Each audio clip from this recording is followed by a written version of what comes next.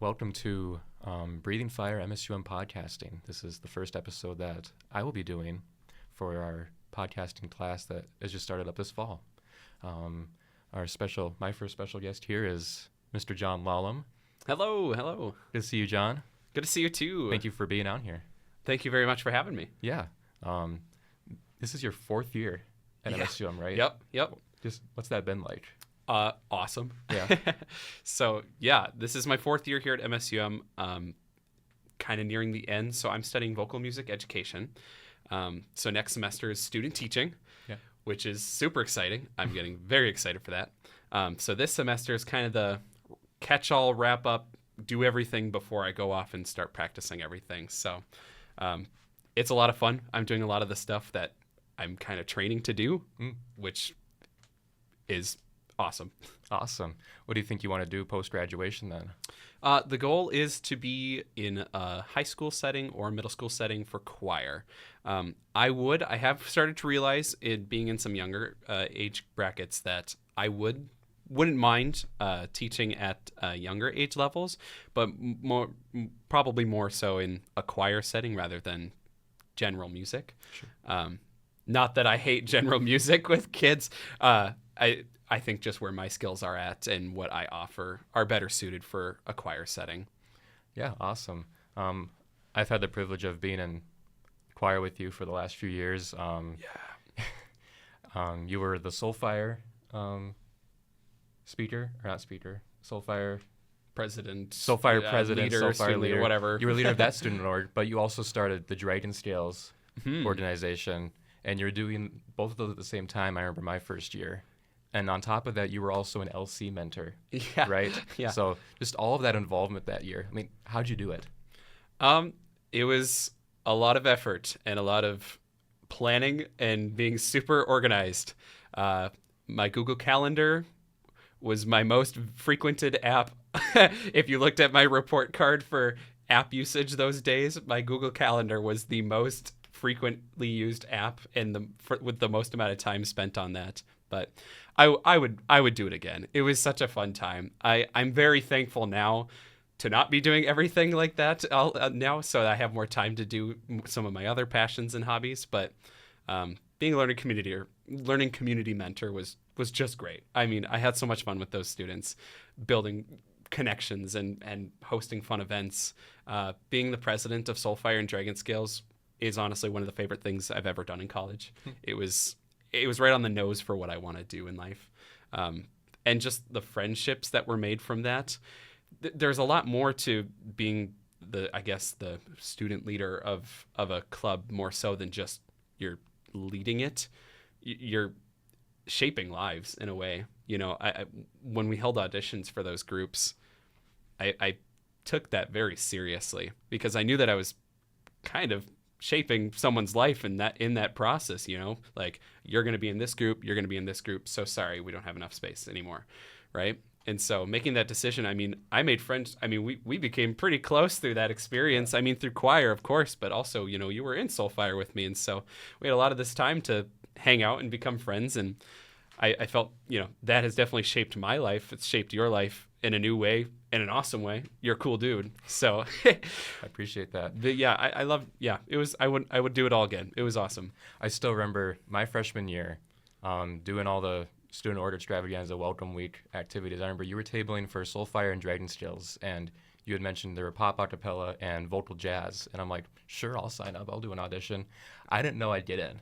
Sure. And just like that, I see the email that, oh, I'm in, cool. But the other thing about that was during the audition, you had an availability sheet that you put out. And I'm like, you know, I don't know if I'll get in. I'll just say I'm free for whenever.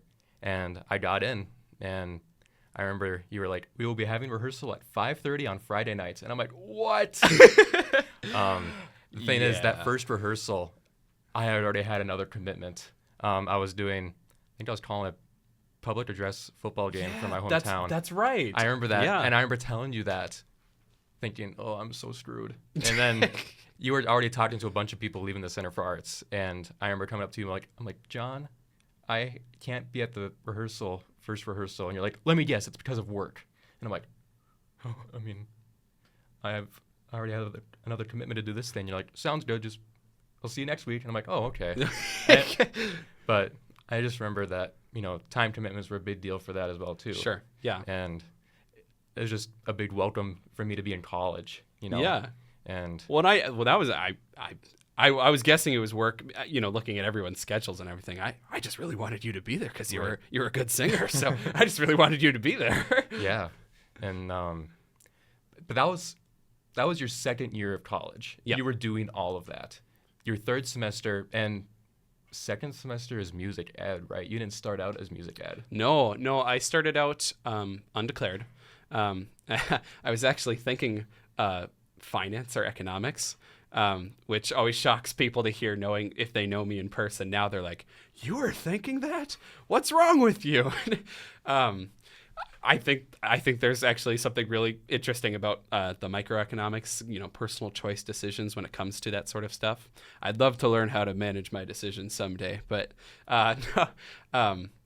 yeah, I went in and I took choir and I did an intro to education class just to kind of see what education was about, what was going on with music ed, and I just fell in love with it. And it was honestly during MSUM's choir tour that October that I realized, oh yeah, this is what I want to do. This is fun. This is collaborative. I'm learning so much. I'm building connections. It was just wonderful. So yeah, started off undeclared, ended up in music ed, and then I was like, I'm gonna do everything music ed now, and just jumped right in. And you went to school at Delano. Yes. Yep. Right? Yep. And you didn't always go to school there, right? No. So yeah, I was born in Fargo. And then I was a rebel at DGF until second grade. Went out to Valley City, second through eighth grade as a Highliner. And then I went down to Delano, which is in Minnesota by the Twin Cities, ninth through 12th grade for high school, and was a Tiger there. And now I'm back in Moorhead to be a Dragon. There you go. And what was your music experience like in Delano then?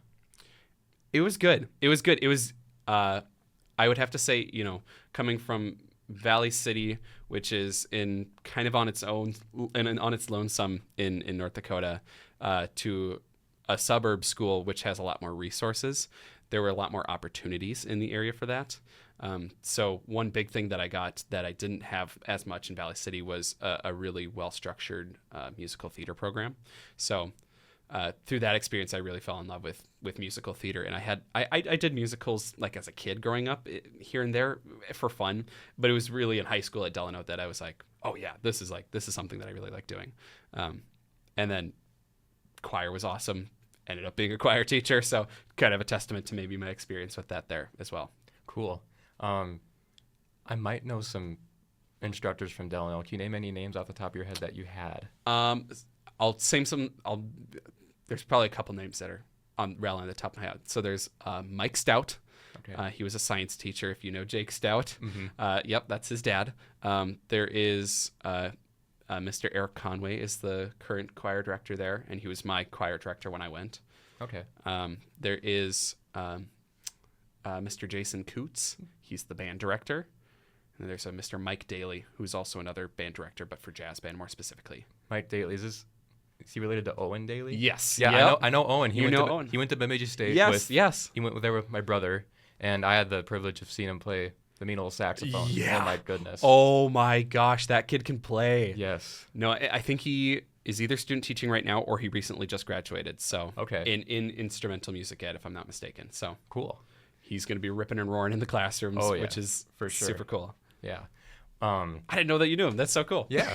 And from being from Bagley, Minnesota, it's not a big town, so Sure. not a big school either. And I guess my music experience was great. I mean, Yeah. my choir director, Josh Gunderson, he's been there for many years. Yeah. And we've always had smaller ensembles than other people have had. Our band has been a pretty average size, but when I was a 7th grader and my brother was in 9th grade, he was the only low voice in that choir. Really? It was just him, and there was like maybe 9 other voices. And that was kind of okay. And then once I got up there, the voices just expanded. I mean, we had I had a lot more friends that I recruited to be in choir, and we had built maybe up to more tenor bass voices than soprano alto voices, which is not common in a small town. Sure. Yeah. So that was a great experience. No, that's cool. Yeah. So that was a fun experience I had. We did the music ensemble contest. We did the solo. We did the small group. We did all the large group and stuff. And we won awards. We got superior level ratings and stuff. So that was great. So what was Delano like for all that? I mean, yeah, I mean, we did a couple competitions here and there around the suburbs area. Otherwise, mainly kind of just, yeah. We had good ensembles. I don't know. I don't have much to add on. It was just. What was the average like size of your ensembles? I think about 40, 50 to 60 in the choirs. Yeah, no, it was and that was the concert choir. I was part of the varsity choir, which was at the time technically only supposed to be a treble voice group, but I joined it unknowingly. So then the first day of choir, I roll up the varsity choir. I'm the only low voice there. I'm the only guy there. Wow. And that was kind of funny. Then one other guy showed up, and then we rocked it. It was me and him. And then the next semester more joined. And then I don't know now, but I think then some guys started to join the varsity choir. Okay. And that was a tighter knit group. That was 20 people or so. But I'm actually curious to know, like, you were in Bagley, so you're studying broadcast journalism. Correct. And this is your third year now. This is my third year. Oh my gosh. How's it going? It's been going great. A lot faster than I thought it would be. Yeah. I've been in campus news the last couple of years. I was a reporter my freshman year and then a photographer last year. And this year I'll be a producer. So that'll be exciting. And now I'm here doing this class, So You Want to Be a Podcaster. Yeah. And here I am with John Lahlum. So Yeah. I'm getting the experience I need. So. But one thing that I have so much respect for you, Jake, because you've been doing all these other things, campus news. Now you're doing the producer. You're studying broadcast journalism, and you're doing a fantastic job with it because you're cool and awesome, and I respect you a lot for it. But you still managed to keep music in your life. Yeah.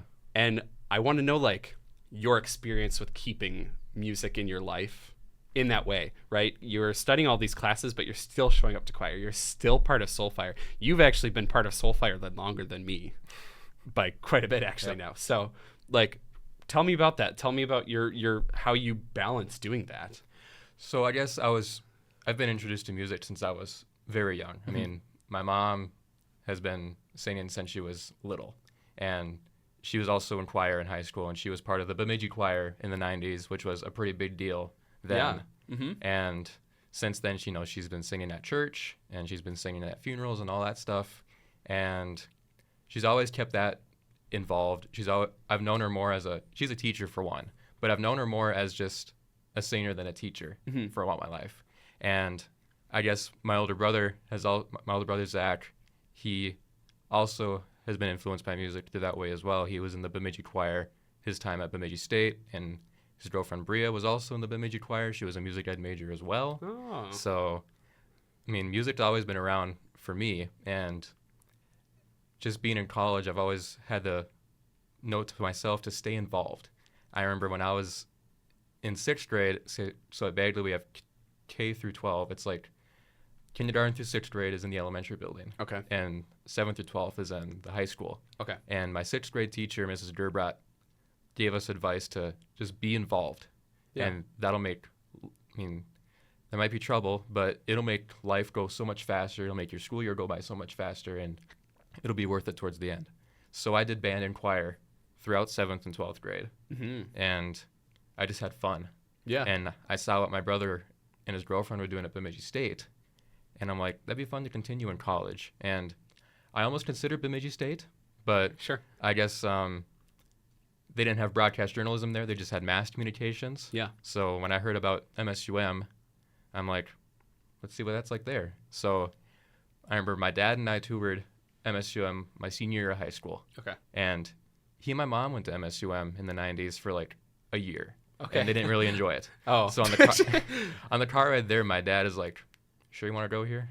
I'm like, I just want to tour. And he's like, Mom and I were only here for a year, so. And then when we toured, we were both blown away. Sure. So we're like, okay, I'm definitely going here. And then I still always had the image in the back of my head, I'm going to still try and stay involved in music. So I auditioned for concert choir, and I was in wind ensemble the first 2 years as well. Yeah. And I've been in concert choir ever since Yeah. as well. And just there you go. Yeah, no, that's amazing. I mean, it's a testament to, what a school like MSUM can do, in the sense of not every institution gives you the ability to truly do all the things that you want to do, right? You said you did consider Bemidji, Yeah. but they didn't have broadcast journalism. They have great, fantastic music for programs sure. and opportunities, but they didn't have the broadcast journalism. If you went to, say another institution, they would have the broadcast journalism, but maybe you wouldn't have the opportunities as much, possibly, for the music stuff. So Right. I'm glad that you found your way here. That tour actually ended up working out. And Yeah, and University of Minnesota was also another option too. Okay. But I'm like, okay, this is way too big of a school. I don't know if I'll get the connection or get the, the enjoyment I would get being in an ensemble there than I would in a smaller school like MSUM. Sure. So, and since I've been in choir at MSUM, it feels like our progress has just been up and up and up. Yeah. I think I remember Dr. Johnson saying his first year in 2021, there was 26, 25 people. Yeah, it was small. And now we have 52 in our class. Yeah. Right. Well, and it's a fully balanced ensemble And it's a this fully year. balanced ensemble. Fully balanced. We have, almost just about equal numbers in each section, which is unheard of Mm-hmm. for just the last however many years. Right. And we've had the opportunity to do so much things, Mhm. We've been to New Orleans on tour. We've done, our fall tour in the Twin Cities. We've gotten to connect with other ensembles. We've got to connect with other directors as well. Mhm. And Kayla Milady. Kayla Milady. Two-time world champion beatboxer. we got to sing with D-Smoke last year. Yep. So that was great. Yes. And, just all of that stuff. I can't even think of what else we've done. We've sang at ACDA. Yeah. I mean, Well, and because of that, now we've been invited. Through that performance, the MSUM choirs were personally invited to sing at Carnegie Hall that's right. this upcoming May. Yeah. So get your tickets. So you've been here longer than I have. You've been here throughout the whole, most of Dr. Johnson's tenure. So Mhm. just what have you noticed from your freshman year to now about what concert choir has been like? Any changes, any big changes or what have you noticed? That's a really good question. It has changed a lot. The numbers have grown, kind of, right?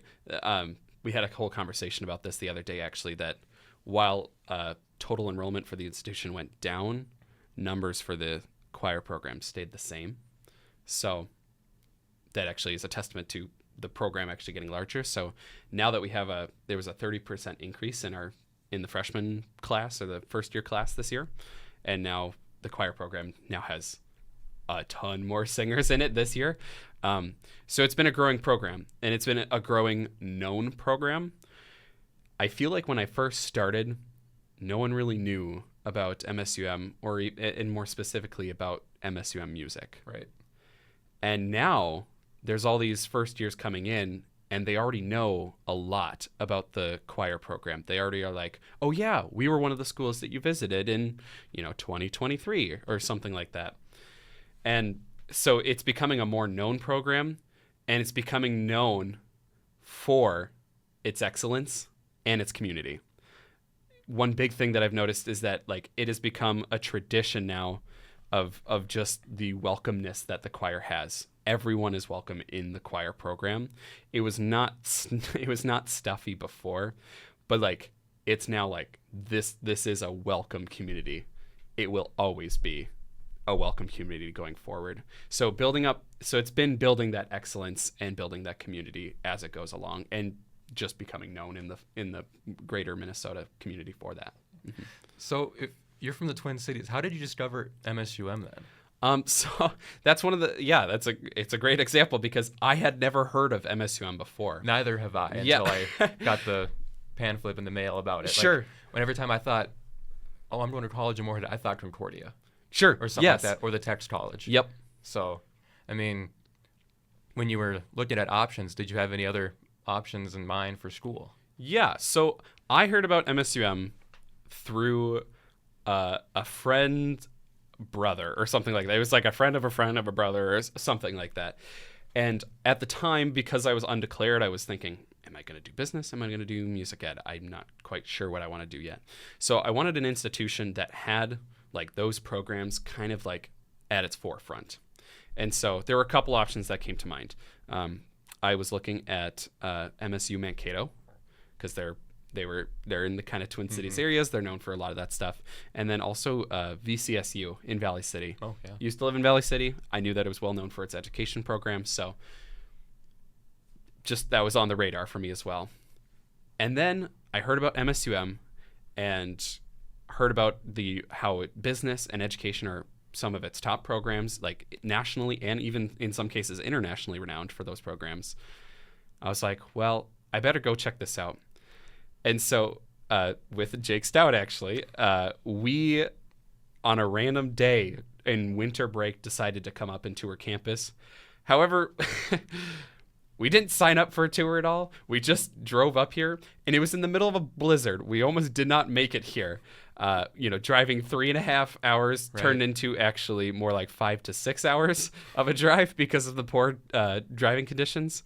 And we roll up, and we're covered in snow. We look beaten and battered, and we roll into the office, and they're like, "Oh, we canceled all our tours today, but you guys want to take a little quick tour with us?" And they just took us in, showed us around, and I couldn't see any of the buildings from the outside because it was whiteout conditions. Mm-hmm. But just walking around and seeing like all the little things that MSUM had to offer, I was like, "Oh yeah, this is the school I'm going to go to." The tour itself was super personal. They talked about how, the different experiences that I can have are typically tailored to me as a student because of the lower class sizes. Despite the fact that we have like so many resources of a large school, like we have a planetarium, like right. Not a lot of schools could say, so things like that. Like we have all these resources, but we have it in a very streamlined way towards each student. And so I took a tour of MSUM. I saw how awesome everything was. I was blown away. And I didn't take any other tours. I came to MSUM. That was the one college tour I ever did. I came here, and I've been a Dragon ever since, and I wear that Dragon pride even right now because it's our homecoming week. Yes. So we're in my homecoming t-shirt right now. So yeah, I guess I remember touring here as well. Jordan Austin was my tour guide, who was a broadcast journalism major as well. Yep. And, we went right up to where those classes are, and he showed me the Campus News studio, and I remember being blown away by that. And he said that was WDUI's old studio set that they donated to us. So I thought that was a really cool experience. Yeah. And, he did more than that. He just showed us, the CMU. He showed us the Wellness Center, which both my dad and I were blown away by. Sure. That's what made my dad be like, okay, this is pretty cool here. Yeah. Because that wasn't here when he went to school. Mm-hmm. So there was that factor. Mm-hmm. And, that's just how I ended up here as well. I mean, I still had one tour at the U of M that I already had scheduled, but I knew that was 2 weeks after I toured Moorhead. But I knew once I toured here, I'm like, yeah, I'm definitely going here. Sure. So, yeah. Valley City, though. Yeah. I mean, it's not a big space. It's not a big place in North Dakota. It's kind of out there. Yeah. But you do have a connection with a certain NDSU football player, though, in a way, right? I suppose I do. Yeah. Carson Wentz, are you thinking? I'm thinking Carson. Oh, You're telling me about Carson Wentz. Yeah. He's been in the headlines lately in Minnesota sports, at least. That's so right. I know you have somewhat of a tie related to his family. Yeah. So it's a loose thread. It's a loose thread. When I was much younger, my family, I'm sure it was just through a friend of something. So Carson Wentz was still playing for NDSU. Yeah. And through some sort of connection that my family had through my parents, we ended up actually going to a party at Carson Wentz's parents' house after following a big game. Carson wasn't able to make it himself to that party, but what I like to tell people about that story is that I met his sister, and we ended up playing Minecraft on their TV in their basement, and I kept building things that just kept making her so mad. So I'm just I just love this story of just like, here's like this huge name in sports now. Like everyone, I feel like most everyone kind of has heard about Carson Wentz Yes. at least once. And my connection to Carson Wentz is really making his sister mad by playing video games in his basement. Yeah. And so that's my connection to Carson Wentz, but it's a loose thread. Yeah. I mean, I always like to hear that story. Yeah. So I just wanted to bring it up. Oh yeah. So, broadcast journalism, I feel like it's pretty stereotypical that there's kind of a divide between arts and sports. Sure. And so how do you navigate that divide? Do you feel that kind of divide with some of your peers? You know, I know there's people like Jordan and then also Josh Boyko. Oh, yeah. That were more involved with or more open to, art stuff. But, there's, I maybe I'm completely off base with just there's kind of a stereotype of like, oh, if you're doing lots of sports stuff, then you're not involved with arts. Or if you're very art stuff, then you're not really involved with sports. I was pretty surprised how many people were involved in like the arts outside of being a broadcast journalism major. When David Avelstad was going to school here. Yeah.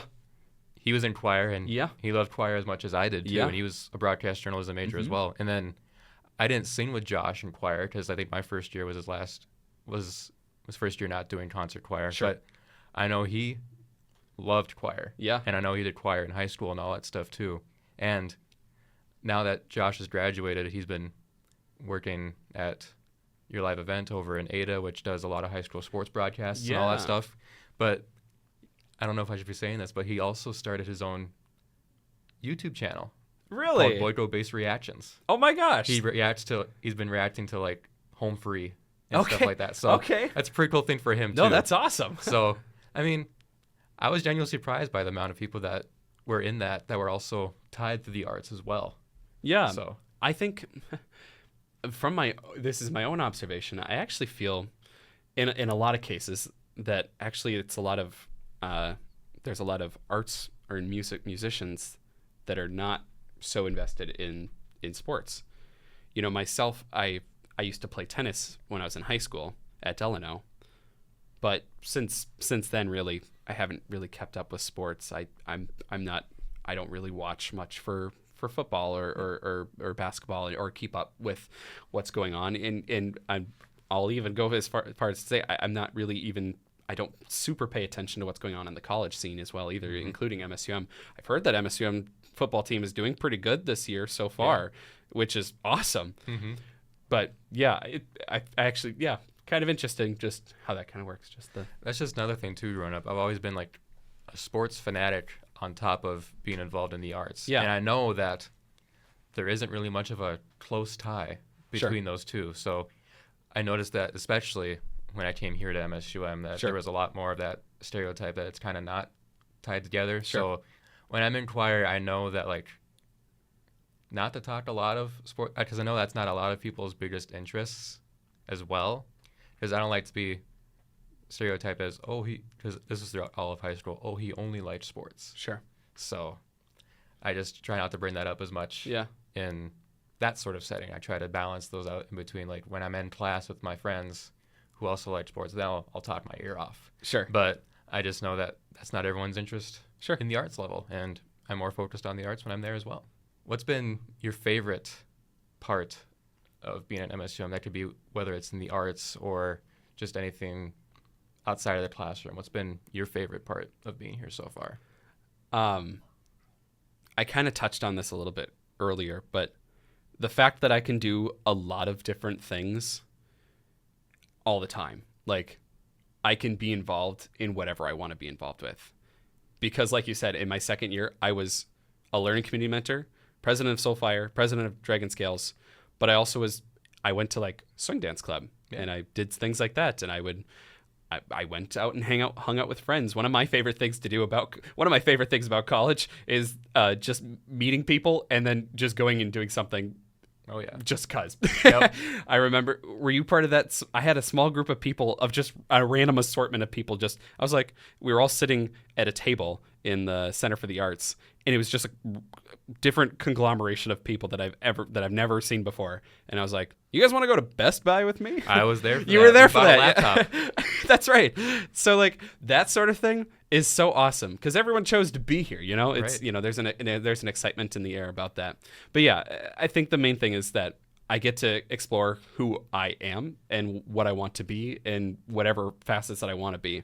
This semester, since I'm not as involved with so many things, I'm trying a lot of different avenues that I've never done before. I actually, for the last couple of weeks, have been going to the knitting circle and learning to crochet. Yeah. Because why not? Why not? Because I've got some time to do that now.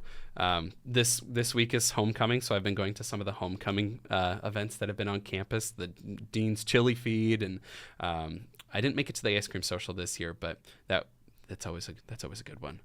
Dragon's Got Talent, that was a lot of fun. So yeah, just the opportunity to do whatever I really want to do. Mm-hmm. Awesome. Yeah. How about you?